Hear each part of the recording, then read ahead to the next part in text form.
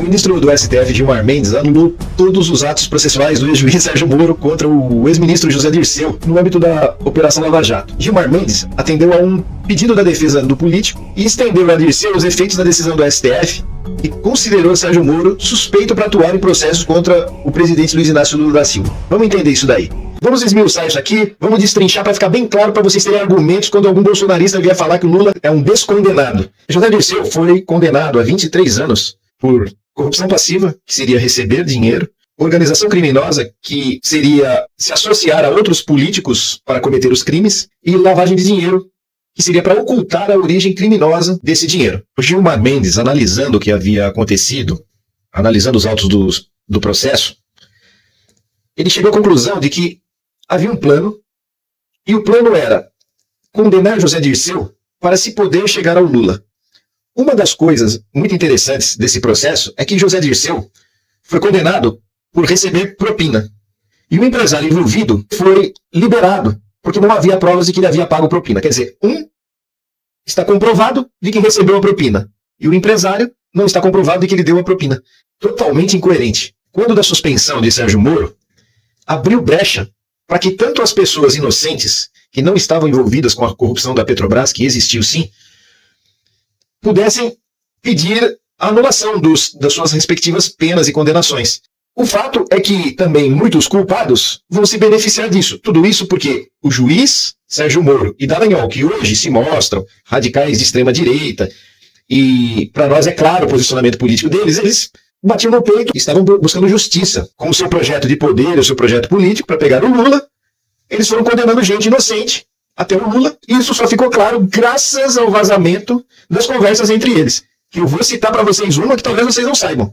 Tá? Não foi muito divulgado, a Rede Globo nunca se retratou, as grandes emissoras nunca fizeram uma autocrítica, coisa que eles cobravam muito do PT, que o PT deveria fazer uma autocrítica. Os vagabundos nunca fizeram autocrítica alguma, mas eles exigiam isso do governo. Então vamos lá. José Dirceu, por ser o braço direito do então ex-presidente Lula, tinha que ser incriminado para que se pudesse chegar ao Lula, porque eles não tinham prova alguma. Você vendo, você assistindo tanto o julgamento quanto você lendo os autos do processo, não há uma prova contra o Lula. Tanto que eu, quando vi tudo aquilo, falei, nossa, o Lula não fez nada, vai ser liberado. Quando apenaram o Lula, eu fiquei surpreso, eu falei, o que é isso? E, engraçado, nenhum jurista ficou, nenhum se manifestou. O José Dirceu disse que confia na justiça, bem tardia, porque prejudicou a vida dele. Hoje, ele seria presidente da República. Não seria Dilma, seria José Dirceu. Nas mensagens trocadas pelo Telegram entre juiz e promotor, ficou claro que eles tinham um plano para essa condenação. E o Gilmar Mendes cita isso. Bem, o que foram essas, para quem não acompanhou? Uma bomba que foi publicada pelo The Intercept. Na época, o Greenwald estava à cabeça da coisa. Demonstrava-se conversas criminosas entre juiz e promotor, combinando estratégias e resultados. Sérgio Moro, quando ministro de Bolsonaro, manda a Polícia Federal prender o hacker que havia invadido o Telegram e que havia vazado as conversas para o The Intercept. Ele dá um tiro no próprio pé, porque o pessoal chega lá, pega mais provas e mais conversas ainda, ficou conhecido como Operação Spoofing. Pegaram várias provas, mais provas ainda, e mais conversas entre juiz e promotor. Então ficou muito claro que Sérgio Moro e Dallagnol eram desonestos em suas acusações. Vamos a alguns detalhes importantes. O empresário Fernando Moura apresentou uma versão completamente diferente daquela narrada nos termos de colaboração, que no caso ele imputaria os crimes a José Dirceu. Em razão dele ter adotado uma versão completamente diferente, pediu-se as gravações do inquérito da delegada. Eis que o Ministério Público diz que não há gravações, não há conversas. Mas foi descoberto.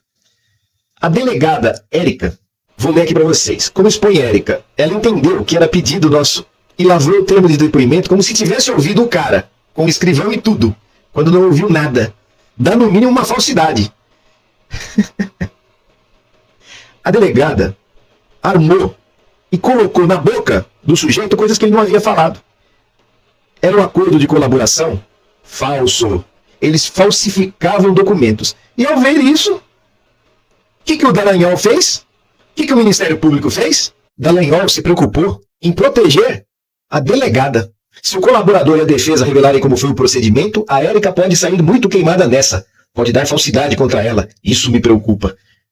Olha o trabalho do cara, proteger criminoso. E os inocentes que se danem. Pessoal, é um grau de psicopatia. Dallagnol, Moro, frios, covardes, imputando crimes a quem não os cometeu e livrando vagabundos. Detalhe, hein? Essa delegada Érica é a mesma que prendeu o Cancellier, o reitor, que veio depois a se matar por sentir vergonha, por se sentir injustiçado. Ela foi a culpada pela morte do Cancellier. Que quem tem vergonha, muitas vezes não suporta essa pressão. Acabou por aí? Não. Sérgio Moro, quando ministro, ainda premia essa delegada. Foi premiada com um cargo que lhe dava mais tutu. O plano deles era pressionar ao máximo José Dirceu para que ele tirasse o dele da reta, atribuindo os crimes ao Lula. Seria uma falsa delação.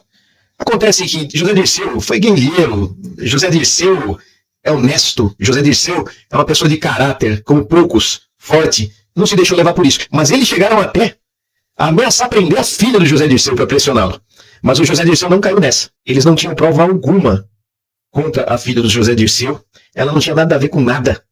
Mas eles fizeram isso para criar ciladas. E ainda tudo isso vazou nas mensagens da Vaza Jato. Tudo isso tá lá. As conversas dele, coloca ela aí, não, deixa genérico, que aí vai passar batido, vai dar a entender que ela sabia. Desse jeito. É só se pensar, uma pessoa com intelecto do José Dirceu, ele tem 1000 maneiras de ganhar muito dinheiro que não seja por meio da corrupção. Mas eles queriam criar uma narrativa para prender o Lula e para isso prender o José Dirceu. E depois vieram a prender o Lula. Se não fosse o hacker ter invadido e descoberto que Moro e Dallagnol eram 2 pulhas, eram 2 bandidos criminosos que estavam atribuindo crimes a inocentes e acobertando culpados, Lula estava lá até hoje. José Dirceu também. Então a coisa é muito grave. E não pode ficar por isso mesmo. Tem que haver justiça. Sérgio Moro, aliás, deveriam até fazer uma investigação sobre ele ter feito esse concurso realmente para juiz e ter entrado, porque não é possível. Ele é completamente imbecil. Você vê que o Flávio Dino é excepcional, né?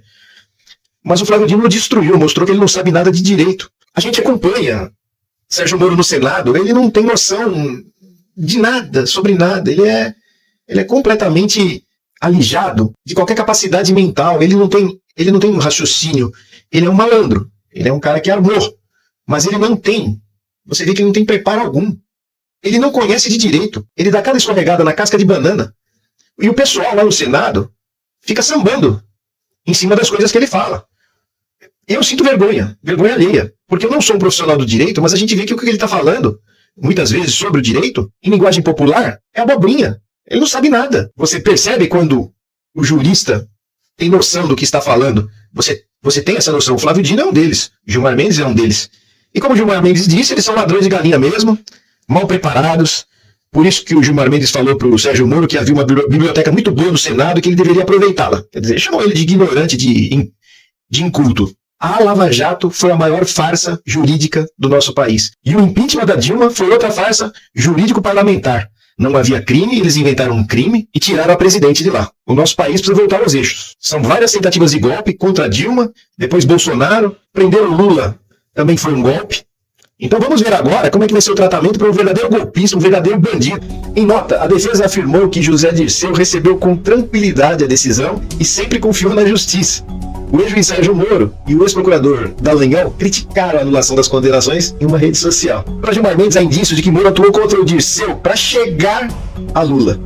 E na decisão, o magistrado disse que os indícios levados ao STF mostram que a mesma falta de isenção de Moro em relação a Lula também impediu que José Dirceu tivesse direito a um julgamento justo e imparcial. A decisão restitui os direitos políticos de José Dirceu e entende que os processos contra Dirceu tinham por objetivo atingir o presidente Luiz Inácio Lula da Silva, o que demonstra quebra de parcialidade das ações. A anulação atende ao pedido da defesa do ex-ministro e solicitou a extensão da decisão da segunda turma do Supremo, que considerou parciais as decisões da Lava Jato e do juiz Sérgio Moro, nos casos que envolvem Lula. José Dirceu disse que sempre confiou na justiça. Não devia. Mas vejamos as notas de Gilmar Mendes.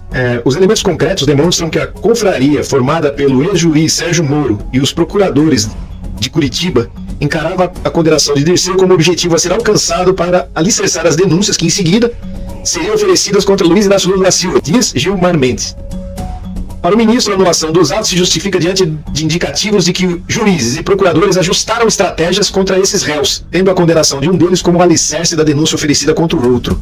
A acusação contra José Dirceu era um ensaio da denúncia que seria oferecida contra o atual presidente. Afinal, ao antecipar detalhes da denúncia que seria oferecida contra Luiz Inácio Lula da Silva, em mensagem dirigida ao ex-juiz Sérgio Moro, Deltan Dallagnol se referiu especificamente ao ora requerente, José Dirceu. Pessoal,